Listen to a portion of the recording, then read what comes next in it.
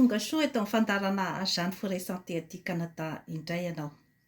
Amin'ny tapany voalohany zany sika dia hiresaka momba ny conférence de presse voalohany nataon'ny filoham-pirenena Colonel Michael taorian'ny nandraisan'ny fitondrana ny tany sy ny fanjakana tao Madagasikara. Amin'ny tapany faharoa zany sika dia hiresaka momba ilay émeraude hita tao amin'ny lapam-panjakana Ambohitsiroitra. Tonga soa ato amin'ny fantarana Jeanne Forêt Santé aty Canada indray ianao. Niteraka resabe tokoa zany ny conférence de presse voalohany nataon'ny colonel Michael taorian'ny nandraisany ny fitondrana. Teo amin'ny resaka forme moa izy zany dia hita fa tena nisy karazana fanetretena betsaka izany ny présentation nataony satria dia tao anatin'ny tenue militaire izy zany no nanao ny conférence de presse ary tena ampitoniana ny famaliana ny fanontaniana ary na eo amin'ny resaka hoe fombafombany amin'ny andavanandro ny tenako moa zany tsy mahalala azy amin'ny hoe colonel Michael azy fa ny fahitako azy zany ny fombafombany hatramin'izay hoe nijoroany amin'ny maha filoham-pirenena azy izay dia amin'ny ankapobeny dia azo lazaina zany izy hoe olona feno fanetretena ary olona manana calme na ny ataontsika koa hoe zany hoe sang froid. Efa toetra tsara de tsara izay toetra izay zany raha hoe eo amin'ny resaka hoe fitarihan'olona izany. Saingy hoe tsy mipetraka amin'izay toetoetra aty ivelany izay fotsiny ny fitarihan'olona fa maro dia maro zany ny zavatra miditra amin'izany atao hoe leader izany. Efa nanaovako émission teto zany hoe ohatraohatry ny ahoana ny toetetran'izany hoe leader mahomby. Tamin'io conférence de presse io zany dia maro dia maro zany ny réaction, misy ny tsy nankasitraka ny pitsopitsony ny zavatra izay nolazain'ny colonel Michael izany misy ihany koa zany ny nankasitraka. Izay zany aloha dia fomban-javatra. Maro zany ny indrindrandrindra zany izay avy any amin'ny faritra izany dia tsy nahita mihitsy izany ny hoe programa momba ny fampandrosoana any amin'ny faritra izany, na ny hoe ny décentralisation na koa hoe ny fédéralisme izany, satria mba mangetaeta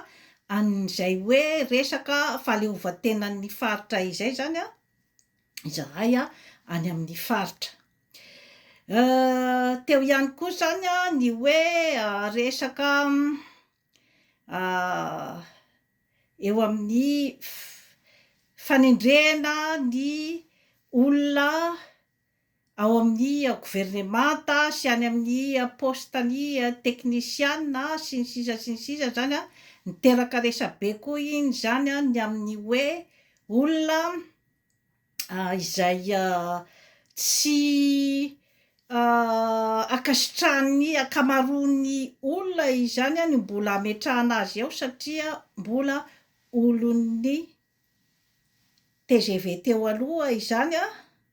ny olon'ny filoha Rajoelina teo aloha no mbola apetraka zany any amin'ny reo karazana ministera. Nisy ihany koa zany moa ny hoe resaka fimenomenomana amina lafin-javatra maro izany ao amin'ny tanin'i Madagasikara izay ohatriny hoe tsy mampiseho an'izay fiovana izay, tsy mampiseho an'ilay hoe fiovana tanteraka izany fa ohatrany hoe ny teo ihany ny teo de misy moa zany a ny hoe mandrivotra ny amin'ny hoe tsy tokony ho ao anatin'ny roa taona ihany zany ny tetezamita fa tokony hoe hitarina lavalava kokoa noho izay satria ny fanavaozana zany a tsy vita ao anatin'izay a roa taona izay satria tao anatin'ny kabarin'ny filoham-pirenena koa zany a ny filazana an'izay hoe afaka roa taona zany a dia atao zany a ny fifidianana ny filoham-pirenena de ny fikaonan-doha nasionaly zany a atao zay avy tany alohan'izay a roa taona izay tsy ary ho vita ao anatin'ny roa taona tsy ary ho vita ao anatin'ny ray volana akory a ny hoe fanavaozana tanteraka any Madagasikara fa efa nisy zany a ny dingana izay hoe mba efa vita ny ohatra hoe ny resaka eo amin'ny hoe fisamborana an'ireo olona izay hita zany hoe misy ny zavatra tsy nentina taony ary nisy pirofo ihany koa zany nentina na teo amin'ny fanodikodinam-bolam-panjakana izany na eo amin'ny resaka famotsim-bola na eo amin'ny resaka hoe trafic d'influence efa manao ny asany zany a ny minisitry ny fitsarana Fanerisoa Herinaivo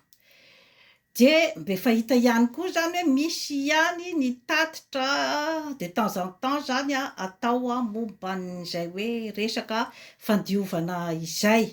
fa saingy hoe tsy zato isan-jato akory a de ho vita daholo a ao anatin'ny ray volana akory a ny hoe zavatra rehetra izay tiana atao sy ny projet izay kasaina atao zany a ao Madagasikara satria niaritra nadritrin'izay 40 taona izay isika malagasy de nahoana kosa moa zany a no hoe ray volana de fa asiana karazana jugement betsaka izany kanefa kosa tsy tokony atoritory fa rehefa hita hoe misy zany ny zavatra izay hoe mampiahiahy ny iverenan'ny système teo aloha rehefa misy ny karazana hoe saut de bas ny teo ihany ny teo efa mikorotana ny sain'ny olona izany efa tsy tia zava-boribory intsony zany ny olona ka raha vao mahita occasion zany ny tenenany ny zavatra izay mampiahiahy azy a dia miteny satria zony ny malagasy tanteraka izany a ny miteny sy ny miambina ny zavatra rehetra izay miseho ao amin'ny firenena zany rehetrarehetra izany zany a dia mampieritreritra avokoa satria misy lalao enjana de enjana ke ny lalao ara-politika izany a amin'ny tany mahantra toa ny Madagasikara tany mahantra hoy aho kanefa mahantra ny firenena mahantra ny vahoaka fa ilay tany manan-karena dia manan-karena ka misy lalao enjana de enjana zany ao ambadiky io zavatra rehetrarehetra io raha ohatra moa zany anao an'ity ohatra iray ity de ohatran'ny hoe masika be hoe ny Occident amin'izao fotoana izao de mampiady akoho no ataony mampiady akoho zany izy amintsika samy malagasy ao mampiady akoho amin'ny atoko politika de rehefa misy zany ny akoho maratra mafy ataontsika hoe resika ao de esoriny iny zany de soloiny akoho hafa kanefa moa ohatrany hoe masika be zany raha ohatra ka ampitahany malagasy amin'ny akoho fa ataontsika hoe nga hoe ny mampiady baolina gamba izany no ataony ny ekipa etsy an-daniny sy ny ekipa etsy ankilany. De iny izy izany no karazana manao arbitre mitanila. Izay nge zany ny zava-misy amin'izao fotoana izao izany hoe misy zany ny ekipa sasany matanjatanjaka de tena hoe manao hors jeu, manao zavatra tsy fanao eo ambony terrain, ary tena hitapoky hitam-pirenena fa tena ataontsika hoe mamono mihitsy zany ny joueur eo ambony terrain. Izany hoe tena efa tokony ho ekipa disqualifié mihitsy zany rehefa tena ataony compte fa miangatra ilay arbitre satria misy intérêt-ny zany ny handresen'ny ekipa iray. Zay angamba zany no azoko lazaina raha ny hoe sarotsaron'ny politika ao Madagasikara zany amin'izao fotoana izao. De ny spectateur zany efa tena leo tanteraka mihitsy an'ilay arbitre miangatra. De ny hafarany ilay spectateur mihitsy zany no nangataka ny fialan'ilay ekipa iray ary ny disqualification. Ka rehefa misy zany ny erreur grave normalement zany raha ohatra ka hoe jeu misy lalàna ara-dalàna izany, rehefa misy zany ny hoe disqualification hoe tena nanao faute grave mihitsy zany na amin'ny resaka maha-olombelona sy amin'ny hoe resaka hors jeu, dia tsy tokony milalao intsony zany ilay ekipa. Izay zany raha ny hoe fijeriko zany tombatombana zany ny amin'ny politika ao Madagasikara. Zany hoe politika sy misy intsony zany ny règle, tsisy intsony zany ny lalàna, tsisy intsony zany izany hoe fepetra maha-olombelona izany. Rehefa nandeha nefa zany ny fotoana dia toa rendray fa toa haverina indray ilay ekipa efa nanao ny tsy nety nandritry ny fotoana, nandritry ny taona maro, nanitsakitsaka ny zo maha-olombelona, namono olona, nampiorohoro olona teo ambony terrain zany, dia mbola misy zany ny tsaotsao ny amin'ny hoe hiverenan'io ekipa io. Mila mieritreritra zany sika malagasy amin'izay zavatra rehetrarehetra izay hoe izay ve zany no jeu misy eo amin'izao fotoana izao kanefa dia namonoana olona na latsa-dra izany ny hoe fitakiana ny zo fototra maha-olombelona izany eto amin'ny firenena. Iverenako zany ny sehatra eo amin'ny firenena. Ankizy mitaky ny zo fototra maha-olombelona, ankizy mitaky ny mba tsaratsara kokoa ny avenirany. Izay zany no natao tifitra vararaka tamin'ny fotoana izay nanaovana ny révolution tamin'ny volana oktobra farany teo. Ohatrany fa manomboka dinidiny nefa izay hoe raha latsaka izay fa efa samy ny matanjaka izany mikalcalcule ny tombontsoany manokana ary miverina ihany amin'ny resaka arbitre miakatra. Ilay arbitre miakatra izany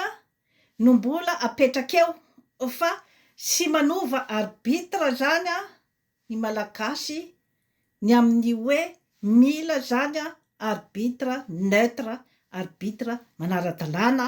arbitre izay mitsara tsy mitanila. Kanefa toa ilay arbitre mitanila foana zany no toa mbola mihelohelo eny ihany. Aiza zany lay fiovana, aiza lay fiovana tadiavin'ny malagasy. Satria tena ao anatin'ny ataontsika hoe rapport de force mantsy ny misy amin'izao fotoana izao. dia ilay malagasy tena hoe mitady ny fiovana zato isan-jato eo amin'ny taniny, sy ny malagasy izay hoe mbola mitady ny tombontsoa manokana ka mbola miakina izany atao amin'ny Occident mba hanohana azy, mba hananany hery hoentina hiady amin'isa moa zany, hoentina hitazomana toerana, hoentina hananana ny hery sy ny tanjaka, mbola ahafahana mamoroporotra ny vahoaka mpiray tanindrazana aminy. Gravy, tena gravy ny zavatra misy ao Madagasikara amin'izao fotoana izao, kanefa dia fantatritsika ny tantara ny fandimbidimby teo hatramin'izay nahazahoana ny fahaleovantena izay, ny hoe resaka misy ny mifikitra tanteraka amin'ny mpanjanaka izany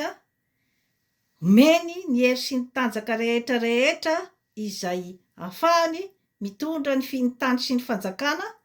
ary dia manao karazana famoroporetana amin'ny vahoaka alohan'ny vahoaka rehefa avy eo dia soloina olona hafa indray dia olona amerina indray zany ny zavatra izay nataony teo aloha.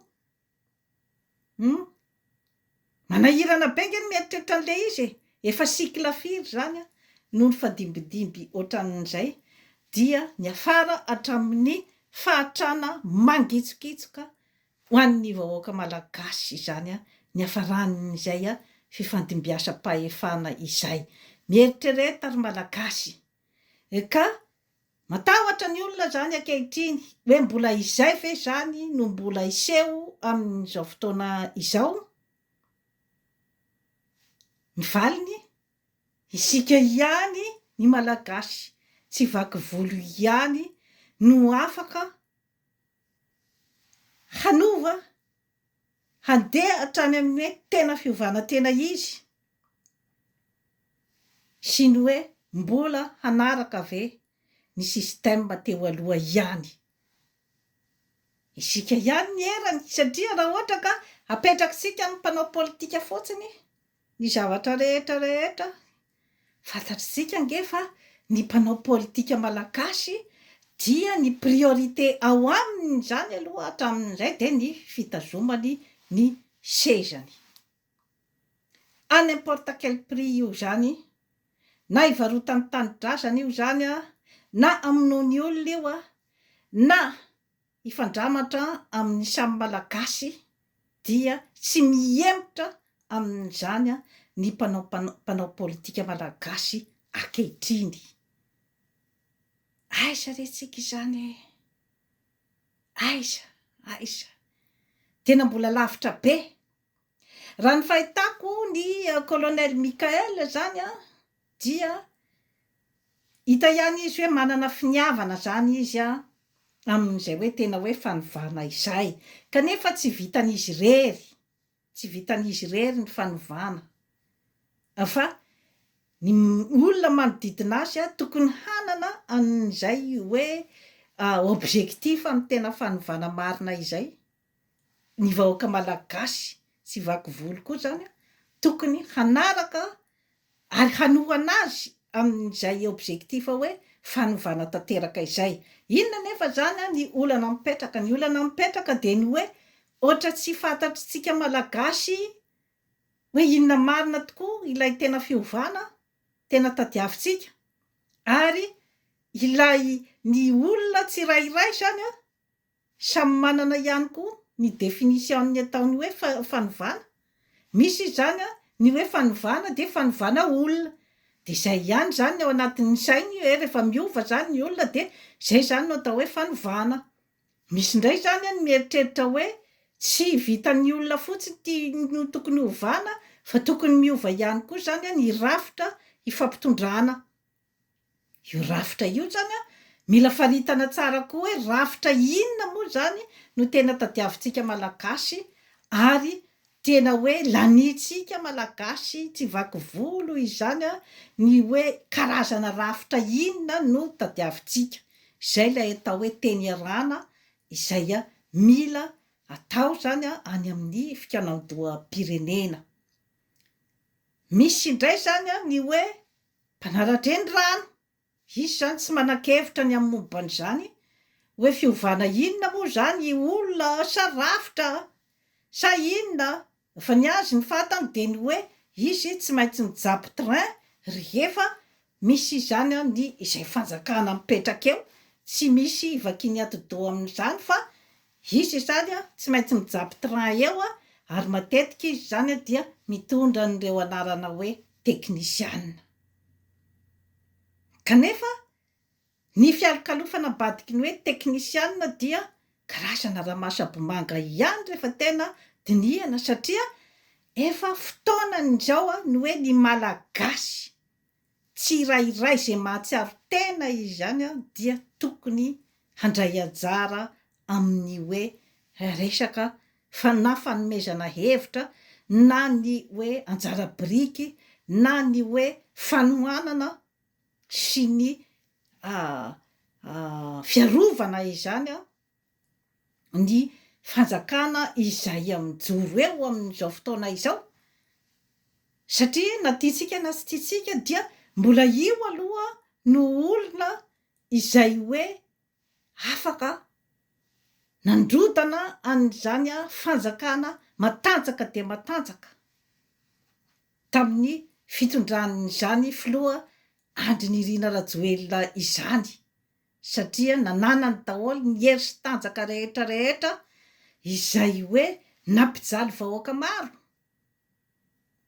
ary nitondra tany amin'ny fahatrana mangitsikitsoka ary nandromba zavatra maro tamin'ny firenena. Aoka zany zay zavatra izay zany a tsy ho adinidinitsika satria mora manadiny mantsy zany sika malagasy. Ka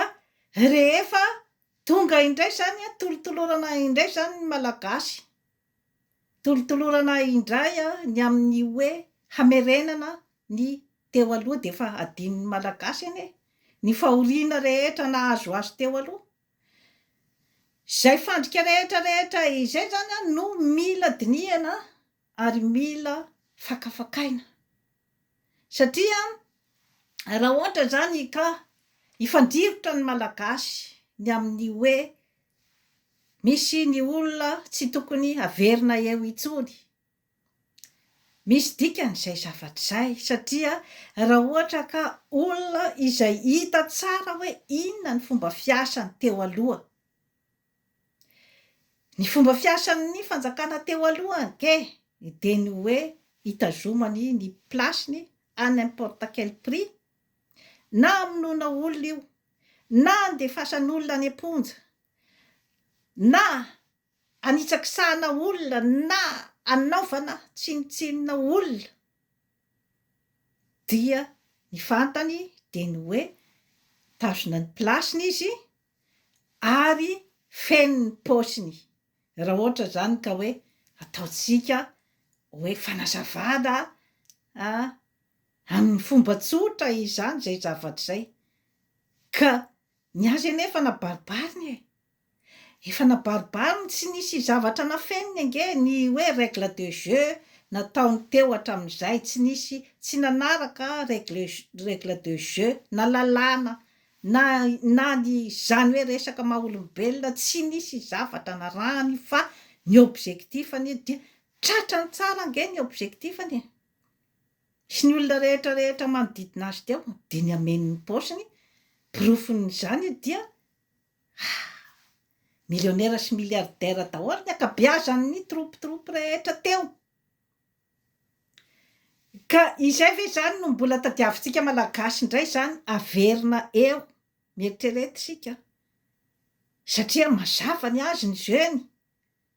zeny tsy miafina mihitsy amin'ny jeune satria tsy fantatro hoe misy zavatra hitokisany ve misy olona ve ny Occident ve miteny hoe ataovy zay tianareo atao fa anay miproteger anareo,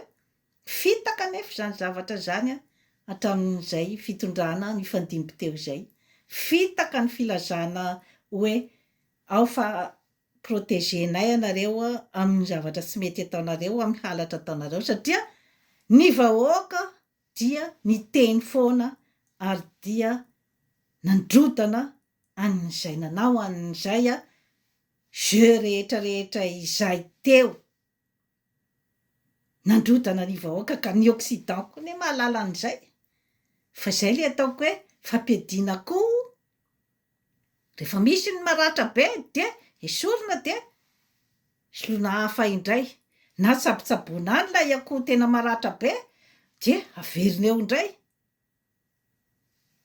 zay angeny jeu rehetra natao hatramin'izay ny fanovana izay tena tadiavin'ny vahoaka izany dia voalohany indrindra aloha zany dia ny hoe ny vahoaka no maso madidy ao amin'ny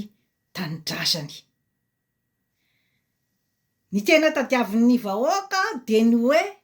ananany an'izay zo fototra maha olombelona izay hoe mbola tsy tafavoakan'ny mpitondra rehetra izay nifadimbo teo izany izay hoe zo fototra maha olombelona izay alaiko amin'izay ohatra i Dadabetsiranana ihany no ny satisfaire an'izay hoe zo fototra maha olombelona izay teto amin'ny firenena io ihany ange no tena hoe tadiavin'ny vahoaka zay mahatafavoakan'io ange no tena ho filoha tena hakafizin'ny vahoaka tsy mila mianatra any amin'ny université ange zay vao mahatakatra zavatra ohatran'izany inona daholo moa zany ireo zo fototra ireo dia ny fananana asa ny fiakaran'ny fari-piainan'ny vahoaka tsirairay ny sitraka rano madio sy ny jiro afaka mandefa ny zanany any an-tsekoly ny fianakaviana rehetrarehetra afaka mitsabo-tena any an-hôpitaly ny fianakaviana rehetra mipetraka amin'ny trano maha olombelona tsy voatery ho luxe akory zany ny fiainana ao anatin'ny fandriam-pahalemana ary ny hoe misitraka ny harena rehetra izay misy ao Madagasikara tsy sarotra ge ny zavatra hoe tadiavin'ny vahoaka izany tsy mbola nisy aloha zany na tafavoakan'io mamperitreritra izany hoe tsy ilay filoha izay hoe niditra teo akory no tsy no nanana eritreritra hoe andeha hampijaly vahoaka fa rehefa tonga ao anatin'ilay système izy izany dia zavatra hafa mihitsy izany tondrozotra hafa mihitsy no apetraky ny olona izay nametraka azy teo ny mpanambola izay nametraka azy teo tondrozotra hafa mihitsy no lazainy hoe ity no ataonao fa rehefa tsy manaraka an'io ianao dia esorinay teo amin'ny toeranao izay zavatra izay zany no mahavoafatotra ny filoha rehetrarehetra izay nipetraka teo satria rehefa napetraky olo-kafa ianao napetraky ny mpanambola napetraky ny firenena matanjaka teo ianao dia vola no meno kirakirainao zany anaovanao ny karazana propagandy hividianan'olona hividianana vato voafatotra ianao zany rehefa tonga eo izay ange zany no fanovana ihany koa zany tadiavin'ny vahoaka malagasy tadiavin'ireo génération Z ireo izay nanao sakrifisy ny ainy zay zany mila hoe tsy hoadinitsika mihitsy zany izay hoe zaza nanao sakrifisy ny ainy izay ka isika mbe efa zokinjokiny izay hoe mbola manana ny hery sy ny tanjaka izay entina ampaboana ny voninahitra sy ny toeram-boninahitra eo amin'izany fanaovana politika izany, dia mba tsy njovy izany ireto taranaka faramandimby. Jerevo ny génération Z izay nafoy ny ainy nanaovana an'io tolona io. Fa isika ve ifandrirotra eto foana ny amin'ny hoe tsy ny génération Z rery nge no nahatonga an'io tolona io. Mariny zany, nisy ny tambajotra maro de maro zany nahatotosana an'io tolona io. Fa kosa ireo hoe tena nadasaka ny ainy zany, nanao ny ainy tsy ho zavatra zany, mba tokony ho jerena ny vahoaka tsy madady arina izay hoe nanao sorona ny ainy teo amin'iny manifestation iny, de mba tokony ho jerena daholo zany hoe inona ny etaetapon'ireo, ary tsy tokony hiala mihitsy zany ny objectif rehetra, tsy tokony hiala zany amin'ny etaetapon'ny génération Z sy ny etaetapon'ny malagasy tsy vaky volo, satria nisy ny tolona nanerana ny nosy, tsy tao Antananarivo irery no nisy ny tolona fa nanerana ny nosy. Ka mino aho zany fa ao anatin'io fikanandoham-pirenena io zany dia hisy ny solotenan'ny vahoaka tsy madady arina, ny vahoaka iray manontolo isan'ambaratongany zany mba ho ao anatin'io hoe concertation nationale io, na ny any amin'ny faritra izany hoe manao ny concertation nationale any isaky ny faritra any izy izany, de zay tapaka any amin'ny faritra zany no entina miara-mivory aty amin'ny foibe zany rehefa amin'ny farany, satria tokony ho raisina amin'ny antsipiriany daholo izany ny etaetapon'ny vahoaka iray manontolo. Izay io vao andeha amin'ny laoniny, raisina ny etaetapon'ny mpitsabo sy ny eo amin'ny sehatry ny fitsaboana izay tena marary dia marary. Alohan'ny marary tsaboiny zany dia marary ny système sanitaire. Ka aiza moa zany no ampahomby olona hitsabo ve no marary? Manahirana ihany zany zavatra zany. Tokony jerevana ny resaka hoe karaman'ny mpitsabo, satria ny mpitsabo sy ny mpanampy mpitsabo, ny infirmier sy ny sisa sy ny sisa, satria miasa mafy nge ireo olona ao amin'ny hôpitaly ireo. Tokony ho jerevana ny hoe inona ny zavatra mba ahafahana misoutenir an'izany système sanitaire izany. Ny cantine ao amin'ny hôpitaly izay hoe mba ahafahan'ny mpiasan'ny hôpitaly rehetra zany